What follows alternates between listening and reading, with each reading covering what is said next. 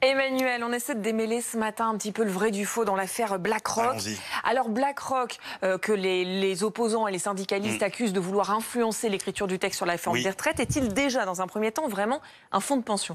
Non, c'est pas un fonds de pension. Un fonds de pension, il récolte de l'argent des particuliers, il place cet argent et avec ce qu'il récupère de ces placements, il verse la pension aux retraités. BlackRock, c'est pas ça. BlackRock, c'est un gestionnaire d'actifs. Il conçoit des produits financiers qu'il va vendre ensuite à ses clients. Donc ses clients, c'est des banques, c'est des compagnies d'assurance, c'est effectivement des fonds de pension, mais c'est les fonds de pension, ce sont les clients de BlackRock. BlackRock, ça n'est pas un fonds de pension. Ce qui fait peur, alors il y a déjà le nom BlackRock, mais surtout c'est le fait que c'est la plus grande institution financière du monde. Ça c'est vrai. Ah oui, ça c'est vrai. BlackRock gère 7000 milliards de dollars d'actifs financiers dans une centaine de pays. Pour vous donner un ordre d'idée, le premier actionnaire en France de Total, d'Air Liquide, de Valeo, de Vinci, d'Unibail, c'est BlackRock. Et si vous regardez à l'échelle mondiale, le premier actionnaire de Siemens, Apple, Microsoft, McDo, BMW, Intel, c'est encore BlackRock. Reste que pour BlackRock, la France, c'est une pastille, ça représente rien. Sur les 7000 milliards dont on a parlé, il y en a que 27 qui sont gérés en France, donc c'est 0,4% de l'activité de BlackRock. Et sur le marché français de l'épargne, BlackRock, ça pèse rien du tout par rapport aux grands géants français dont on ne parle jamais dans cette affaire, mais qui sont Amundi, qui sont Natixis ou AXA Asset Management. La question de fond qui nous intéresse, est-ce que BlackRock a oui ou non influencé cette réforme des retraites? Alors, la réforme des retraites directement, non. Parce qu'il faut rappeler que cette réforme des retraites, elle consolide le système par répartition. C'est-à-dire le système dans lequel les actifs d'aujourd'hui payent des cotisations pour les retraités d'aujourd'hui.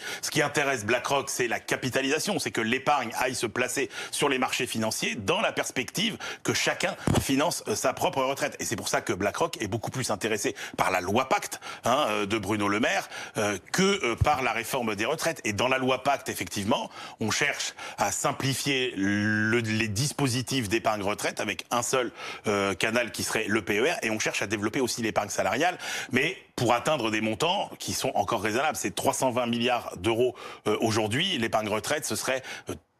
c'est 220 millions pardon, aujourd'hui, ce serait 300 milliards, je vais y arriver, en 2022. Donc c'est pas des quantités colossales. Bon, en tout cas, les opposants, les grévistes notamment, ils ont raison de dire que le gouvernement cherche à développer la retraite par capitalisation. Ben oui, mais le gouvernement, il devrait l'affirmer, parce que la réalité, c'est que quand vous regardez les meilleurs systèmes de retraite du monde dans tous les classements internationaux, c'est des systèmes dans lesquels vous avez de la répartition pour la stabilité et de la capitalisation pour le rendement, et partout, vous avez plus de capitalisation qu'en France.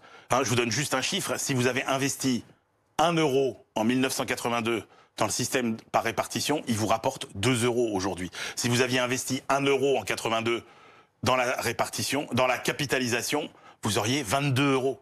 Donc oui, si vous voulez avoir des retraites plus importantes, il faut de la capitalisation. Mais effectivement, c'est risqué. Prenez par exemple les gens qui ont dû partir à la retraite au moment du krach de 2008. Et ben oui, et donc pour compenser ça, il faut de la répartition. Un bon système, c'est un système dans lequel vous avez les deux. Et en France, on n'a sans doute pas assez encore de capitalisation. Merci beaucoup, Emmanuel, pour ces explications.